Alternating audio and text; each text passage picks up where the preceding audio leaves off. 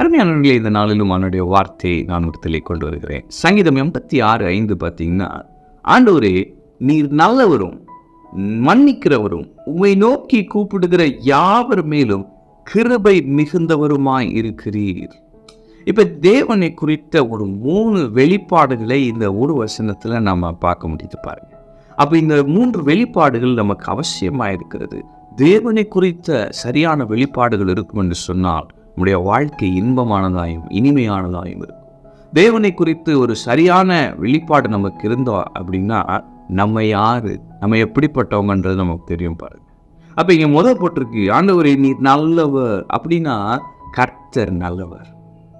என்னோட எல்லாருக்குமே தெரியுமே, காட் இஸ் குட் அப்படின்னு சொல்லுவோம். ஆனா அது நம்முடைய வாழ்க்கை முறையாய் நம்ம அதை கொண்டு வரோமா? கர்த்தர் நல்லவர், கர்த்தர் என் வாழ்வில் நல்லவர் என்பதை நாம் அனுபவிக்கிறோமா என்பது முக்கியம். ஒரு தவறு செய்கிறோம், ஒரு கெட்ட காரியம் நம்முடைய வாழ்க்கையில் நடக்குது, நம்ம உடனே என்ன சொல்கிறோம்?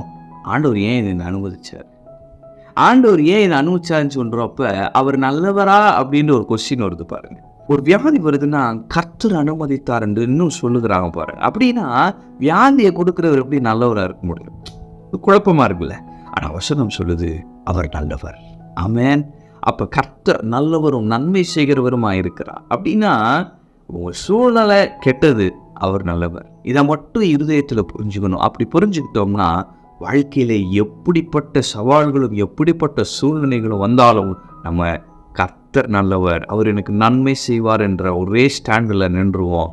கர்த்தர் நன்மை செய்வார், அவர் தீமையையும் நன்மைக்கு ஏதுவாய் முடிய பண்ணுகிற கர்த்தர். ஆமென். அப்போ அவர் நல்லவர் என்கிற வெளிப்பாடு நமக்கு அவசியம். 2வது, அவர் மன்னிக்கிறவர். சில பேர் பாருங்க, இன்னும் 10 வருஷத்துக்கு முன்னாடி செஞ்ச தவறை நினைத்து இன்னும் குற்ற உணர்வுலேயே இருந்துகிட்டே இருப்பாங்க. இன்றைக்கி நான் செஞ்சுட்டேன், கர்த்தருக்கு விரோதமாக செஞ்சுட்டேன், அன்றைக்கி நான் செஞ்சுருக்கக்கூடாது அப்படின்னு சொல்லி. ஆனால் வசனம் போட்டிருக்கு அவர் மன்னிக்கிறவர், மன்னிக்கிறதற்கு தயவுபெறுத்தவர். அப்போ நாம் அவருடைய பிரசனத்திற்கு போய் ஆண்டவரே என்னை மன்னிங்கன்றப்ப அவருடைய மன்னிப்பை நம்மால் பெற்றுக்கொள்ள முடியும். சிலுவையிலே இயேசு நமக்காக மரித்திருக்கிறார், மீட்பை உண்டு பண்ணியிருக்கிறார். அப்போ அவர் மன்னிக்கிறவர் என்கிற வெளிப்பாடு மிகவும் அவசியம். அப்போ ஒரு காரியத்தை நம்ம செஞ்சிட்டோம்னா, அதை நம்ம ரியலைஸ் பண்ணிட்டோம்னா உடனே போய் அவர்கிட்ட மன்னிப்பு கேட்குறது ரொம்ப முக்கியம். சில பேர் அந்த குற்ற உணர்வுலேயே என்ன செஞ்சிருவோம்னா தேவ பிரசன்னத்தை விட்டு அப்படியே சென்றோம். அப்போ தேவ பிரசன்னத்தை விட்டு செல்ல செல்ல செல்ல ஆண்டவரோடு ஒரு தொடர்பு இல்லாமல் அந்த வாழ்க்கை பாருங்க நல்லா இருக்காது. அப்படி ஒரு சேடான கவலையான அப்படி ஒரு வாழ்க்கையாக இருக்கும். ஆனால் வசனம் போட்டிருக்க அவர் மன்னிக்கிறவர். அவர் மன்னிக்கிறவர் என்கிற வெளிப்பாடு எனக்கு இருக்கும் பொழுது, நான் ஒரு தவறை செய்து நான் உணரும் பொழுது நான் அவரிடத்தில் போய் மன்னிப்பை பெற்றுக்கொள்வேன். அப்போ அவர் என்னை சரி பண்ணுவார். நானா என்னை சரி பண்ண முடியாது, அவரே என்னை சரி பண்ணுவார். அப்போ கர்த்தர் நல்லவர், கர்த்தர் மன்னிக்கிறவர். அதுக்கப்புறம் போட்டிருக்கு, போய் நோக்கி கூப்பிடுகிற யாவர் மேலும் மிகுந்த கிருபை மிகுந்தவருமாயிருக்கிறார். அப்படின்னா அவர் கிருபை உள்ள தேவன் இல்லைங்களா? அப்போ நம்ம அவரை நோக்கி கூப்பிடுகிறவராக இருக்கிறோம். அவர் கிருபை மிகுந்தவராக இருக்கிறார். அவருடைய கிருபையை ஏராளம் தாராளமாய் நமக்கு வழங்குகிறார். அந்த கிருபையை சார்ந்திருக்கும் பொழுது நாம் மேற்கொள்ளுகிறவர்களாக இருப்போம்.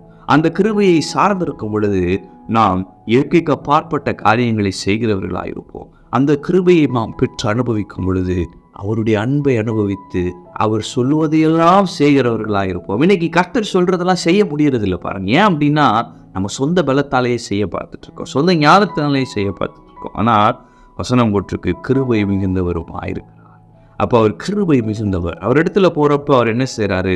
என் கிருபையை வாங்கிக்க, நம்முடைய கிருபையை கொடுத்துக்கிறார் பாருங்க. அவருடைய கிருபையை கொடுக்க கொடுக்க நாம் அதை வாங்க வாங்க என்ன நடக்குது? நம்முடைய உள்ளான மனிதனில் பலப்படுகிறோம், தெய்வீக ஞானம் அடைகிறோம், நல்ல காரியங்களை செய்கிறோம், தெய்வீக ஆலோசனையினாலே செய்கிறோம்.